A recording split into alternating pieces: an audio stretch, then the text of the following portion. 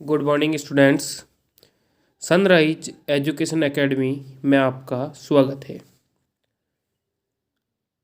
मैं परवीन सोनी।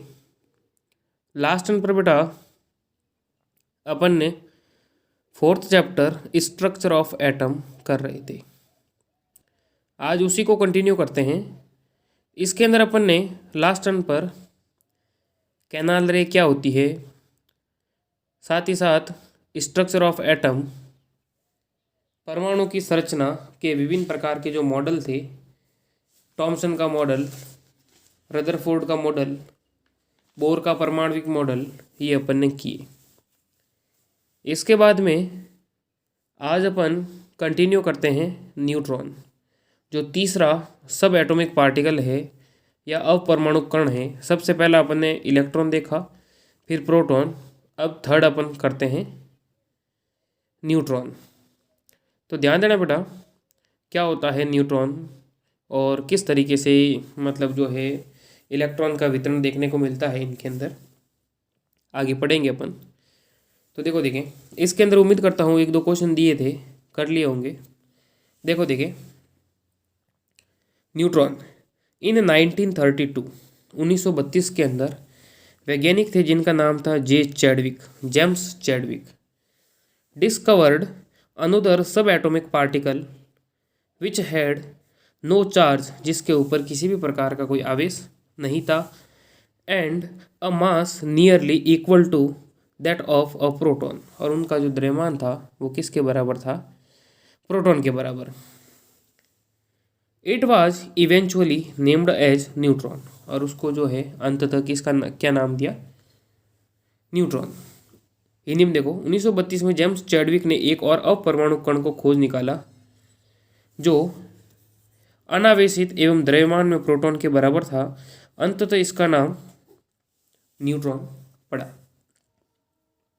ओके, अब देखो, neutrons are present in the nucleus of all atoms except hydrogen. सभी के अंदर होते हैं हाइड्रोजन को छोड़ करके। In general a neutron is represented as n, small n से रिप्रेजेंट करते हैं। देखो देखें, हाइड्रोजन को छोड़कर ये सभी परमाणु के नाभिक में होते हैं। सामान्यतः न्यूट्रॉन को एन से दर्शाया जाता है। ओके, अब ये हो गया इलेक्ट्रॉन, प्रोटॉन और न्यूट्रॉन, 3 अपरमाणु कण अपन ने देख लिए। अब अपन देखते हैं कि इनके अंदर जो है इलेक्ट्रॉन का डिस्ट्रीब्यूशन किस तरीके से देखने को मिलता है कक्ष के अंदर। तो देखो देखें, how are electrons distributed in different orbits या सेल। क्या मतलब हो गया कि जो अलग अलग कक्ष होते हैं उनके अंदर इलेक्ट्रॉन का किस तरीके से विभेदन देखने को मिलता है, इलेक्ट्रॉन किस तरीके से व्यवस्थित होते हैं। तो इनके अंदर ध्यान देना बेटा, the distribution of electron into different orbits of an atom was suggested by bore and बरी। बोर बरी कंसेप्ट के तहत मतलब इलेक्ट्रॉन जो है विभिन्न कक्षाओं में किस तरीके से वितरित होते हैं, कुछ नियम प्रस्तुत किए। परमाणु की विभिन्न कक्षाओं में इलेक्ट्रॉन के वितरण के लिए बोर और बरी ने कुछ नियम प्रस्तुत किए। The maximum number of electron present in a shell is given by the formula 2n²। अधिकतम इलेक्ट्रॉन जो है कक्ष के अंदर कितने भरे जा सकते हैं, इसके लिए एक फॉर्मूला दिया गया बोर बरी के तहत, वो था 2n²। ध्यान देना बेटा, where n is the orbit number और एनर्जी लेवल इंडेक्स। n क्या है? ऑर्बिट नंबर है, जिस 1 2 3 4 इस तरीके से अपन उसको बता सकते हैं। ओके, तो देखो देखें, इन नियमों के अनुसार किसी कक्षा में उपस्थित अधिकतम इलेक्ट्रॉन की संख्या को सूत्र 2n² से दर्शाया जाता है, जहां n कक्षा की संख्या या ऊर्जा स्तर होता है। ओके बेटा, आगे देखो देखें, फर्स्ट ऑर्बिट और के सेल विल बी 2n²। देखो फर्स्ट मतलब KLMN 4 क्लास में बताई थी, मतलब जिसके अंदर मैंने जब बोर का कंसेप्ट, बोर का परमाणुक मॉडल करवाया था, तो K बराबर 1 किया था, L बराबर 2, M बराबर 3 और N बराबर 4। तो फर्स्ट के अंदर जैसे फॉर्मूला था अपना 2n²। तो K जो है फर्स्ट सेल है, देखो फर्स्ट ऑर्बिट है, तो n बराबर 1 हो जाएगा, तो 2 × 1 × 1 तो कितना आया 2। और अगर सेकेंड ऑर्बिट के लिए यहाँ पर 2 × 2 × 2 क्योंकि n स्क्वायर इसलिए 2 2 2 2 4 4 2 8। इसी प्रकार थर्ड के लिए 3 का स्क्वायर होगा, 4 के लिए 4 का स्क्वायर। इस तरीके से मतलब फर्स्ट ऑर्बिट के अंदर 2 इलेक्ट्रॉन भर सकते हैं, सेकेंड ऑर्बिट के अंदर 8, थर्ड ऑर्बिट के अंदर 18 और फोर्थ ऑर्बिट के अंदर 32। इस तरीके से इलेक्ट्रॉन के भरने का जो क्रम है वो रहता है। ओके, सेकंड पॉइंट देखो, the maximum number of electrons that can be accommodated in the outer most orbit is 8। मतलब सबसे बाहरी कोष में इलेक्ट्रॉन की अधिकतम संख्या जो है वो कितनी हो सकती है 8। बाह्यतम कोष के अंदर अभी मैं बताऊंगा इलेक्ट्रॉन का वितरण मतलब किस तरीके से इलेक्ट्रॉन भरे जाते हैं। तो सबसे बाहरी कोष के अंदर इलेक्ट्रॉन की जो संख्या है वो कितनी हो सकती है, अधिकतम 8 हो सकती है। थर्ड पॉइंट देखो, electron are not accommodated in a given shell unless the inner shell are filled, that is the shells are filled in a stepwise manner. किसी परमाणु के दिए गए कोष में इलेक्ट्रॉन तब तक स्थान नहीं लेते जब तक कि उससे पहले वाले भीतरी कक्ष पूर्ण रूप से भर नहीं जाते। समझ रहे हो कहने का मतलब, के में जैसे 2 इलेक्ट्रॉन है, जब तक 2 इलेक्ट्रॉन पूरे भर नहीं जाते तब तक नया कक्ष अपन नहीं ले सकते एल कक्ष। के में 2 भरने के बाद फिर एल में चलेंगे, एल में 8 भरने के बाद फिर एम में, और एम में 18 भरने के बाद फिर एन में। इस तरीके से मतलब जो है इलेक्ट्रॉन का भरने का क्रम होगा।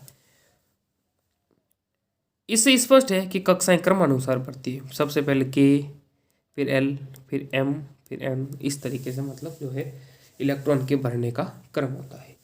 अब ध्यान देना बेटा, atomic structure of first 18 element, 18 जो प्रथम 18 तत्व है उनके अंदर इलेक्ट्रॉन का जो भरने का या इलेक्ट्रॉन किस तरीके से वितरित होते हैं। तो देखें सबसे पहले मैं एग्जांपल ले रहा हूँ हाइड्रोजन का। हाइड्रोजन को H से रिप्रेजेंट करते हैं। हाइड्रोजन का परमाणु क्रमांक 1 होता है। तो देखें बेटा, जैसे ये परमाणु, ये नाभिक हो गया, नाभिक के अंदर प्रोटॉन होते हैं। ओके, अब एक ही इलेक्ट्रॉन है तो पहला कक्ष हो गया के, और के में अधिकतम 2 भर सकते हैं, तो अपन को तो अपने तो एक ही भरना है, तो ये हो गया 1। ओके बेटा, तो इस तरीके से ये हो गया हाइड्रोजन। फिर देखो दूसरा है हीलियम। हीलियम का परमाणु क्रमांक होता है 2। तो इसके अंदर देखें ये परमाणु हो गया, ये नाभिक हो गया, और ये पहला कक्ष हो गया के, 2 इलेक्ट्रॉन, के में अधिकतम 2 ही भर सकते हैं, 1। ओके, इसके बाद हाइड्रोजन हीलियम के बाद में लिथियम। लिथियम के परमाणु क्रमांक होते 3। ठीक है, तो इसको किसे करोगे, सपोज करो ये कोई परमाणु है, पहला कक्ष हो गया के में अधिकतम भर सकते हैं 1 और 1 2। ठीक है, लेकिन चूंकि अपन को 3 भरने, तो फिर अगला कक्ष आएगा जिसका नाम होता है एल, और एल के अंदर अपन अधिकतम 8 भर सकते हैं, लेकिन अपने तो एक ही है, रिमेनिंग क्यों 2 ये हो गए और एक ये 3। इस तरीके से। Okay, hydrogen, helium, lithium, beryllium. Beryllium का जो नंबर होता है वो होता है 4। ठीक है, देखें सबसे पहला ये हो गया नाभिक के में अधिकतम कितने भर सकते, 1 और 1 2। ओके, और फिर पीछे बचे 2 और बचे, क्योंकि इसका 4 है परमाणु क्रमांक, ये 1 ये 2, ये अगला कक्ष आ गया एल। ओके बेटा, हाइड्रोजन, हीलियम, लिथियम, बेरिलियम, फिर आएगा बोरान। बोरान आता है 5 नंबर पर। अब इसके अंदर देखें ये नाभिक हो गया, ये के हो गया, के में अधिकतम 2 इलेक्ट्रॉन, 1 1 2। एल के अंदर अधिकतम 8 भर सकते हैं, तो के बाद में जो कक्ष आएगा एल, और अपने कितने चाहिए, 3 ही चाहिए, 1 2 3। Okay, hydrogen, helium, lithium, beryllium, boron, फिर आएगा कार्बन। कार्बन 6 नंबर पर। ठीक है, अब इसके अंदर देखो ये नाभिक वाला पोर्शन हो गया, ये फर्स्ट हो गया के जिसके अंदर 2 इलेक्ट्रॉन, 1 2, फिर पीछे कितने 4 बचे, 4 बोलेंगे एल में, 1 2 3 4। ओके बेटा, इस तरीके से मतलब ये जो है अपन 18 तक कर रहे हैं, 6 तक किए, आगे वाला देखो कंटिन्यू। कार्बन के बाद में आता है नाइट्रोजन। नाइट्रोजन है 7 नंबर पर। ओके, तो कैसे करोगे? सबसे पहले नाभिक, ये के में 2, ठीक है। इसके बाद में के बाद आता है एल। एल के अंदर होंगे 5, 1 2 3 4 और 5, ये टोटल हो गए 7। ओके, इसके बाद में नाइट्रोजन के बाद में ऑक्सीजन, ध्यान देना बेटा। ऑक्सीजन 8 नंबर पर है। कैसे करोगे? 1 2 हो गया, फिर 6 बच रहे, 6 को ले लोगे एल में, 1 2 3 4 5 6 के, हाँ ये हो गया नाइट्रोजन, ऑक्सीजन। इसके बाद में फ्लोरीन। फ्लोरीन है 9 नंबर पर। तो देखो बेटा, फर्स्ट हो गया के कक्स, फिर एल के अंदर कितने भरेंगे? 7, टोटल 8 भर सकते हैं। 8 तक अपन को लेना है। 1 2 3 4 5 6 7 हो गए, 3 4 5 6 7 8 और 9। इसके बाद में oxygen, fluorine, neon. Neon 10 number पर है। तो इसके अंदर ध्यान रखना बेटा, ये हो गया नाभिक, ये फर्स्ट के कक्स 1 2, इसके बाद 8 ऐसे कैसे डाल दो, 1 2 3 4 5 6 7 8। ओके, इस तरीके से ये हो गया नियॉन वाला पोर्शन। इसके बाद में आता है सोडियम। नियॉन के बाद सोडियम। सोडियम है 11 नंबर पर। तो कैसे करोगे? सबसे पहले ध्यान देना, ये के अंदर 2, फिर ले रहे हैं अपन एल। एल के अंदर 8 आते, 1 2 3 4 5 6 7 8। ओके, अब 8 और 2 10 हो गई, लेकिन अपने तो 11 भरने। तो फिर एल में 8 ही आते हैं अधिकतम, ये पूरे हो गए। फिर अगला कक्ष आएगा, अगला ऑर्बिट के एल और एम, और ये जो रिमेनिंग है, ये रिमेनिंग एम इसमें, एक इसमें आ जाएगा। टोटल हो गए 11। सोडियम के बाद में आता है मैग्नीशियम। कितने नंबर पर है? 12। कैसे करोगे? ये जैसे नाभिक वाला पोर्शन हो गया, के में 2, फिर एल में 8 2 3 4 5 6 7 8, और फिर आएगा एम। 8 और 2 10, 12 करने, एक ये एक ये हो गया मैग्नीशियम। सोडियम, मैग्नीशियम, फिर एल्यूमिनियम। एल्यूमिनियम का है 13 नंबर पर है। तो कैसे करोगे? सबसे पहले 2, फिर एल में 8 1 2 3 4 5 6 7 8 और 1 2 3 हो गए। के एल एम। एल्यूमिनियम के बाद में सिलिकन।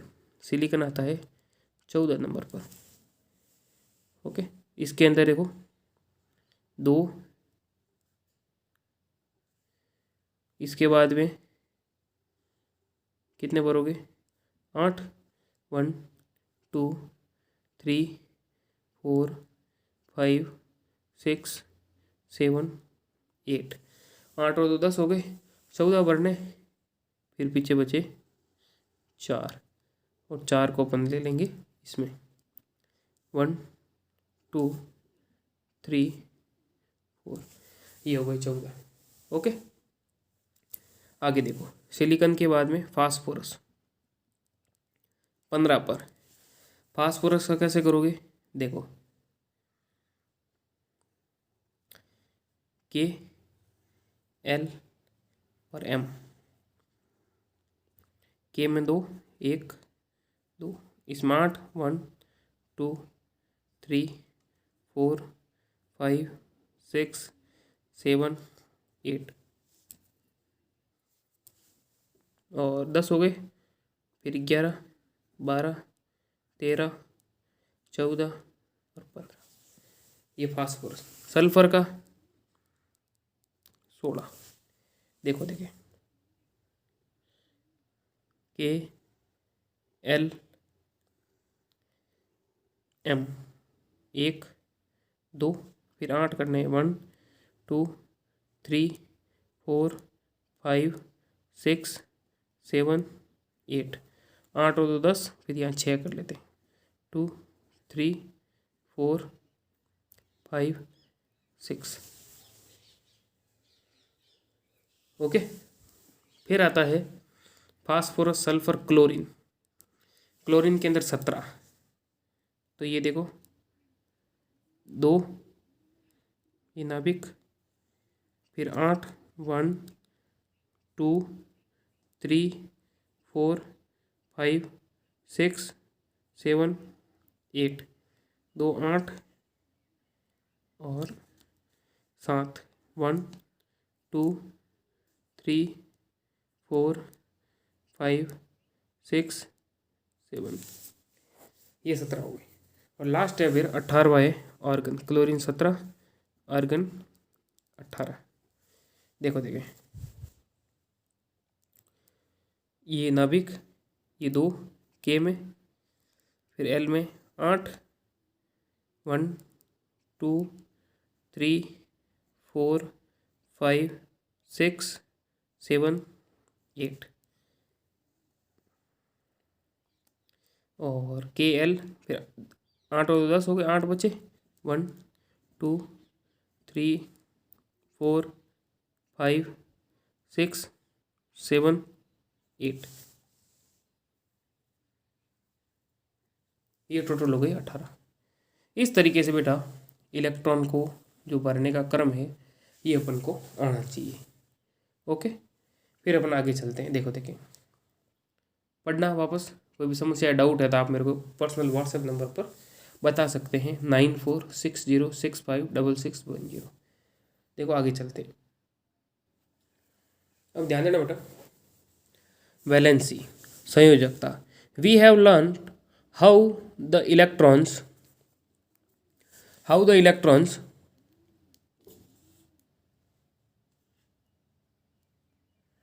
in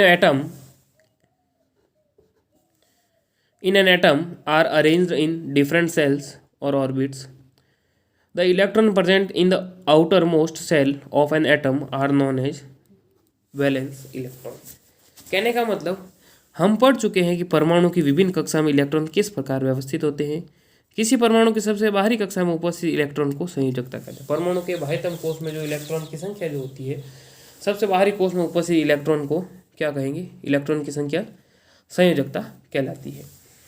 अब ध्यान देना बेटा, सबसे बाहरी कक्ष में जो है इलेक्ट्रॉन जो उपस्थित है वो संयोजकता है। अब हर एक के अंदर जैसे क्या है कि जैसे परमाणु के बाह्यतम कोष के अंदर, या जिसको संयोजकता कोष कहते हैं, वो अपना अष्टक पूरा करना चाहता है। कहने का मतलब 8 से अधिक इलेक्ट्रॉन नहीं होने चाहिए। उस दरमियान अगर बाह्यतम कोष में अगर 1 इलेक्ट्रॉन है, संयोजकता 1 हो जाएगी, 2 है तो 2, 3 है तो 3, 4 है तो 4। उस दरमियान क्या होता है, अगर मान लीजिए बाह्यतम कोष में 5 इलेक्ट्रॉन है तो उसको अष्टक पूर्ण करने के लिए 3 इलेक्ट्रॉन की आवश्यकता होती है। ठीक है, 3 इलेक्ट्रॉन लेगा, तो ध्यान रखना 3 इलेक्ट्रॉन ग्रहण कर रहा है। अगर इलेक्ट्रॉन जो है ग्रहण करता है, ठीक है, इलेक्ट्रॉन ग्रहण करने पर तो आएगा, ध्यान रखना बेटा, ऋणायन।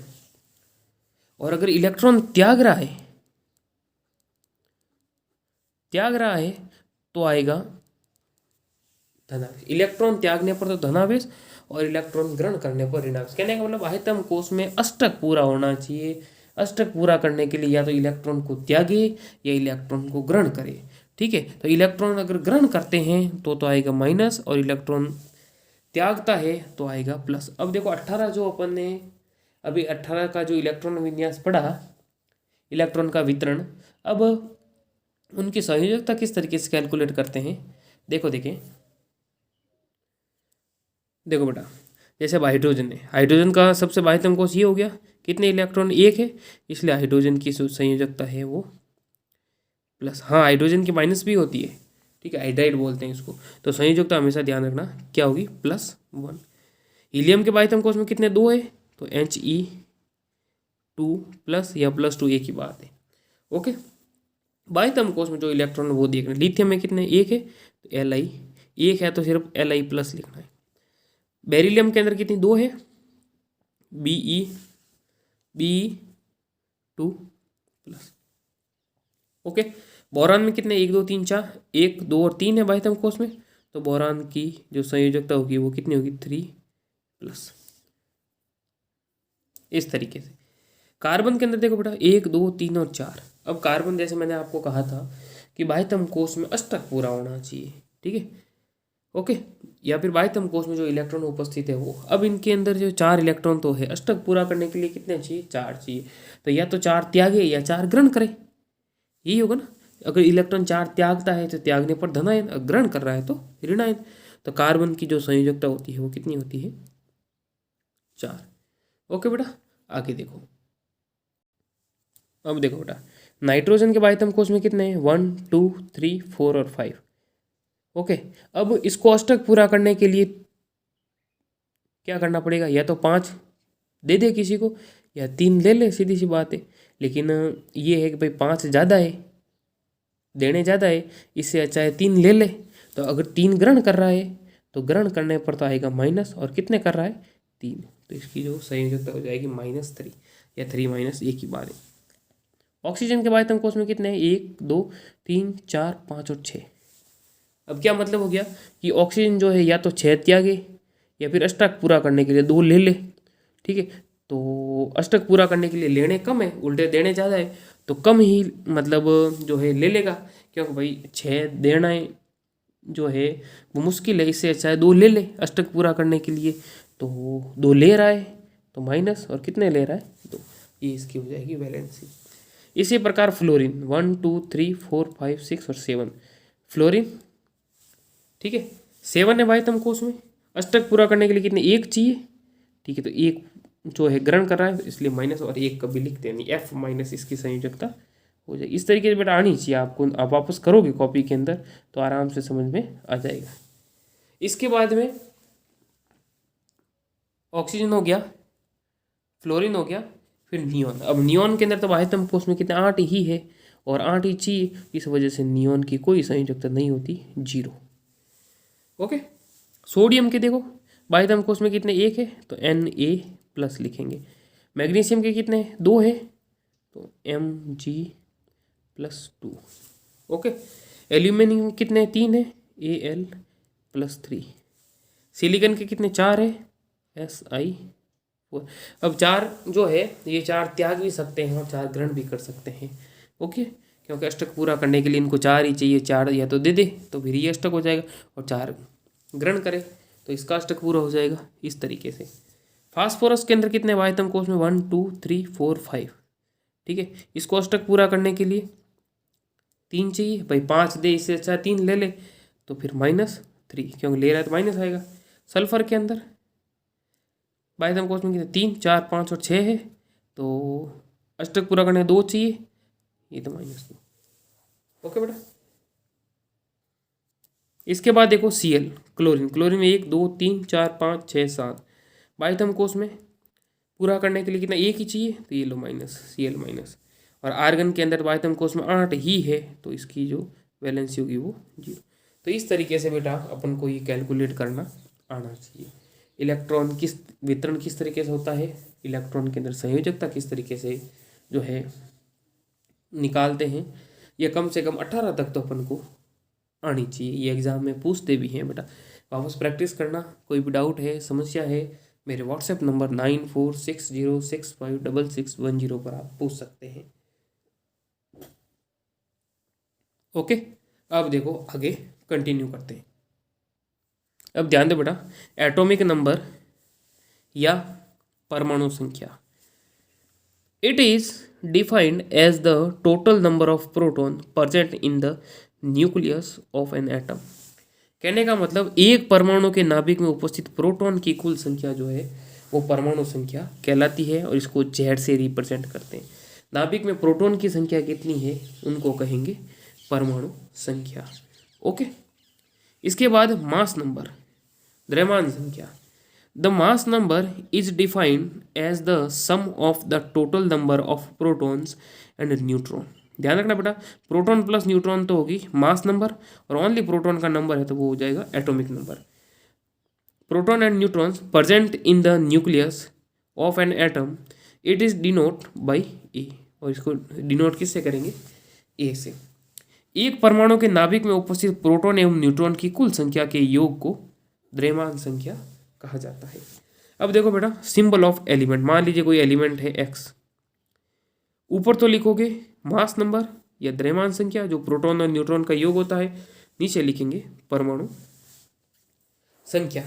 जैसे एग्जांपल दे रखा है, nitrogen is written as, nitrogen का 7 होता है और ये ऊपर हो जाएगा उसकी मतलब प्रोटॉन और न्यूट्रॉन की संख्या 14, ठीक है, द्रव्यमान संख्या।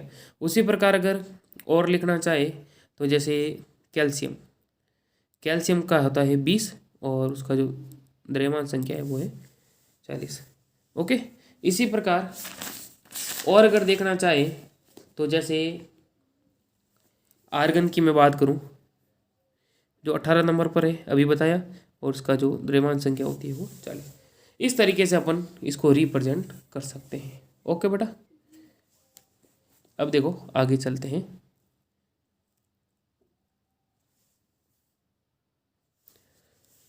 अब ध्यान दो बेटा, आइसोटोप या जिसको हिंदी में कहते हैं समस्थानिक। Isotope are defined as the atoms of the same elements having the same atomic number. मतलब कुछ एक एटम्स होते हैं जिनके अंदर क्या है, द्रव्यमान इसकी परमाणु संख्या तो समान बट डिफरेंट मास नंबर, जबकि उसकी द्रव्यमान संख्या भिन्न होती है। परमाणु संख्या समान लेकिन द्रव्यमान संख्या भिन्न होती है। Therefore we can say that there are 3 isotope of hydrogen atom, namely protium, deuterium और ट्राइटियम। हाइड्रोजन के 3 समस्थानिक होते हैं जबकि परमाणु संख्या समान है, द्रव्यमान संख्या अलग अलग होती है, उसको कहेंगे समस्थानिक। क्या कहेंगे, समस्थानिक। अब समस्थानिक का उपयोग कहाँ किया जाता है, देखो देखें। An isotope of uranium is use as fuel in nuclear reactor. Uranium के एक समस्थानिक का उपयोग परमाणु भट्टी में ईंधन के रूप में होता है। ओके, दूसरा, N isotope of cobalt is used in treatment of cancer. Cancer के उपचार में कोबाल्ट के समस्थानिक का प्रयोग करते हैं। Last one, an isotope of iodine is used in treatment of goitre. घेंगा रोग के उपचार में आयोडीन के समस्थानिक का प्रयोग किया जाता है। इस तरीके से बेटा ये था समस्थानिक। अब आगे, अब ध्यान दो बेटा, समस्थानिक के बाद में है समभारिक। समस्थानिक और समभारिक के अंदर एक दूसरे का ऑपोजिट है। समस्थानिक के अंदर क्या था, परमाणु संख्या जो थी समान थी और द्रव्यमान संख्या थी अलग अलग। ओके, इसके अंदर क्या है, परमाणु संख्या अलग अलग होगी, द्रव्यमान संख्या समान होगी। अभी बताऊंगा। Atoms of different element with different atomic numbers which have the same mass number are known as isobars. समभारिक कहेंगे जिसके अंदर परमाणु संख्या तो अलग अलग है और द्रव्यमान संख्या समान है। जैसे एग्जांपल ले रहा हूँ मैं, एक है कैल्शियम जिसका परमाणु क्रमांक होता है 20, एक है आर्गन जिसका परमाणु क्रमांक होता है 18। अलग अलग है लेकिन दोनों का जो द्रव्यमान है 40 है। ओके, तो ये जो है इसके एक अच्छा एग्जांपल है, कैल्शियम है और आर्गन है। Okay, let's consider 2 element, calcium atomic number 20, argon atomic number 18। The number of proton in these atom is different but the mass number of both these element is 40। Okay बेटा, ये था आज का अपना lecture और 4th chapter complete होता है। फिर एक क्वेश्चन डाल देता हूँ होमवर्क के अंदर, ये नोट डाउन कर लेना। डिफाइन द टर्म, परिभाषित करना है निम्न को। डिफाइन द फॉलोइंग टर्म निम्न को परिभाषित करें। आइसोटोप, समस्थानिक, आइसोबार, समभारिक, एटॉमिक नंबर, परमाणु संख्या और मास नंबर, द्रव्यमान संख्या। ओके बेटा, ये था अपना आज का लेक्चर और नेक्स्ट टर्न पे अगला चैप्टर कंटिन्यू करेंगे। 5th चैप्टर करवा दिया है, 6th चैप्टर सिलेबस में नहीं है, फिर आगे वाले चैप्टर करेंगे। पढ़ते रहे, डाउट है, समस्या है तो मेरे व्हाट्सएप नंबर पर पर्सनल मेरे को मैसेज कर सकते हैं 9460656610। Okay, thank you.